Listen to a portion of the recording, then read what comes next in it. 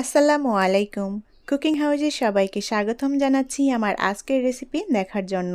সম্পূর্ণ নতুন একটি রেসিপি নিয়ে চলে এলাম। আজ তৈরি করে দেখাবো মচমচে শুটকির পাকোড়া, চপ বা বড়া, যে কোনোটাই বলা যায়। যারা শুটকি খেতে পছন্দ করেন আশা করছি তাদের কাছে ভীষণ ভালো লাগবে আমার আজকের রেসিপি।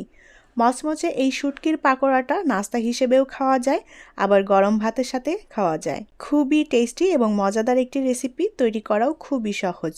তাহলে চলুন রেসিপিটি দেখে নেই। শুটকির পাকোড়া তৈরি করার জন্য আমি এখানে কাসকি শুটকি নিয়েছি, আর এখানে 30 গ্রামের মতো কাসকি শুটকি আছে। এই শুটকিগুলোকে খুব ভালোভাবে বেছে খুঁটে পরিষ্কার করে নিয়েছি।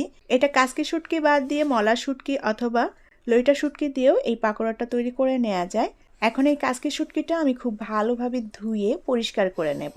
তার জন্য কাসকি শুটকিগুলো পানির মধ্যে দিয়ে এভাবে কষলে কষলে ধুয়ে নিতে হবে, যেন কোনো প্রকার ধুলোবালি না থাকে। কয়েকবার পানি চেঞ্জ করে মাছগুলোকে খুব ভালোভাবে ধুয়ে পরিষ্কার করে পানিটা একেবারে ঝরিয়ে নেব। একটা মিক্সিং বলে আমি এখানে 1.5 কাপ মতো পেঁয়াজ কুচি নিয়েছি। পেঁয়াজের পরিমাণটা এখানে একটু বেশি লাগবে। এখন এর মধ্যে দিয়ে দেব আলু কুচি। আমি এখানে মিডিয়াম সাইজের একটা আলু কুচি করে কেটে নিয়েছি। ঠিক আলু ভাজি করার জন্য যেভাবে আলুটা কেটে নেওয়া হয় ওভাবেই কেটে নিয়েছি। এখন এর মধ্যে দিয়ে দেব রসুন কুচি। আমি এখানে 2 টেবিল চামচ পরিমাণ রসুন কুচি দিয়ে দিলাম। আর দিয়ে দেব কাঁচামরিচ কুচি 1 টেবিল চামচ পরিমাণ। ধনিয়া গুঁড়া দিয়ে দেব 1 চা চামচ পরিমাণ। শুকনা মরিচের গুঁড়া 1/2 চা চামচ পরিমাণ। হলুদ গুঁড়া 1/2 চা চামচ পরিমাণ। এখন এর মধ্যে দিয়ে দেব সেই কাসকি শুটকিগুলো। কাসকি শুটকি আমি খুব ভালোভাবে ধুয়ে পানিটা ঝরিয়ে নিয়েছি।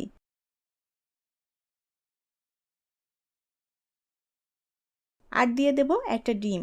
ডিমটা এখানে কেউ যদি বাদ দিতে চান বাদ দিতে পারেন, তবে ডিম দিলে টেস্ট খুব ভালো আসবে, খেতে খুবই ভালো লাগে। এখন এর মধ্যে দিয়ে দেব বেসন। বেসনের পরিবর্তে এখানে চালের গুঁড়া অথবা ময়দা যে কোনো একটা ব্যবহার করা যাবে। আমি এখানে 5 টেবিল চামচ পরিমাণ বেসন দিয়ে দিলাম। এবার হাত দিয়ে খুব ভালোভাবে মিশ্রণটা মেখে নেব। আর এই শুটকির পাকোড়াতে খুব বেশি মশলার প্রয়োজন হয় না। শুটকি রান্না করতে আমরা যে মশলাগুলো ব্যবহার করি ঠিক সেই মশলাগুলোই এখানে দিয়েছি। হাতের কাছে যদি ধনিয়া পাতা কুচি থাকে সেটাও অ্যাড করে দিতে পারেন। আমার হাতের কাছে ধনিয়া পাতা ছিল না, সেজন্য সেটা দিতে পারিনি। এখন এর মধ্যে স্বাদমতো লবণ দিয়ে দেব। লবণ দিয়ে আবারও খুব ভালোভাবে মিশ্রণটা মেখে নেব। আর মিশ্রণটা খুব বেশি নরম হওয়া যাবে না, আবার একেবারেও শক্ত হবে না, মিডিয়াম পর্যায়ের একটা মিশ্রণ হবে। শুটকি খেতে যারা পছন্দ করেন আশা করছি তাদের কাছে খুবই ভালো লাগবে। এই রেসিপিটি এখনও যারা ট্রাই করে দেখেননি তারা অবশ্যই একবার ট্রাই করে দেখবেন, খুবই ভালো লাগবে। আর এটা খেতেও ভীষণ মজাদার এবং টেস্টি। আমি পাকোড়ার মিশ্রণটা খুব ভালোভাবে মেখে নিয়েছি। মিশ্রণটা ঠিক এরকম হবে, খুব বেশি নরমও না আবার খুব বেশি শক্তও না। এখন অল্প অল্প করে পাকোড়ার মিশ্রণটা নিয়ে পছন্দ মতো শেপ দিয়ে পাকোড়াগুলো ভেজে নিতে হবে।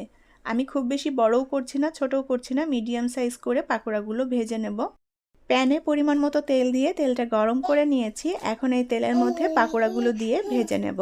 চুলার আঁচটা মিডিয়ামে রেখে পাকোড়াগুলোকে খুব সুন্দর একটা গোল্ডেন কালার করে ভেজে নিতে হবে।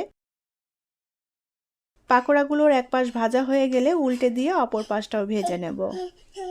পাকোড়াগুলো এপিট ওপিট উল্টে দিয়ে খুব ভালোভাবে ভেজে নিতে হবে, যেন ভেতরে যে আলু এবং কাসকি শুটকি আছে সেগুলো ভালো মতো সেদ্ধ হয়ে যায় এবং ভাজাও হয়ে যায়।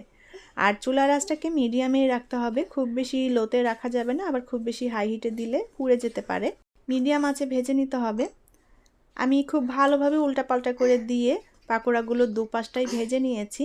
আর পাকোড়াগুলো অনেক বেশি মচমচেও হয়েছে। আর এটা আপনাদের পছন্দ মতো কালার করে ভেজে নিতে পারেন। আমি খুব সুন্দর একটা গোল্ডেন ব্রাউন কালার করে ভেজে নিয়েছি। পাকোড়াগুলো ভাজা হয়ে গিয়েছে, এখন তেল ঝরিয়ে উঠিয়ে নেব। আর এটা ভাজতেও খুব বেশি একটা সময় লাগবে না, 3 থেকে 4 মিনিটের মতো সময় লাগবে। তৈরি হয়ে গেল শুটকি দিয়ে সম্পূর্ণ নতুন একটি রেসিপি, মচমচে শুটকির পাকোড়া। এই শুটকির পাকোড়াগুলো নাস্তা হিসেবেও খাওয়া যায়, আবার সাদা গরম ভাত দিয়েও খেতে ভালো লাগবে। যারা শুটকি খেতে পছন্দ করেন আশা করছি তাদের কাছে ভীষণ ভালো লাগবে আমার আজকের রেসিপি। বাসায় অবশ্যই রেসিপিটি ট্রাই করে দেখবেন। আমি একটা পাকোড়া ভেঙে দেখাচ্ছি ভেতরটা কেমন হয়েছে। ভেতরটাও খুব সুন্দর মতো সেদ্ধ হয়ে গিয়েছে, ভাজাও হয়েছে আর অনেক বেশি মচমচে। আশা করছি আমার আজকের রেসিপি আপনাদের কাছে ভালো লেগেছে। আর রেসিপিটি যদি ভালো লাগে তাহলে প্লিজ ভিডিওটি শেয়ার করবেন। পরবর্তী রেসিপি দেখার আমন্ত্রণ জানিয়ে আজকের মতো বিদায় নিচ্ছি। সবাই অনেক অনেক ভালো থাকবেন এবং আমাদের জন্য দোয়া করবেন। আল্লাহ হাফেজ।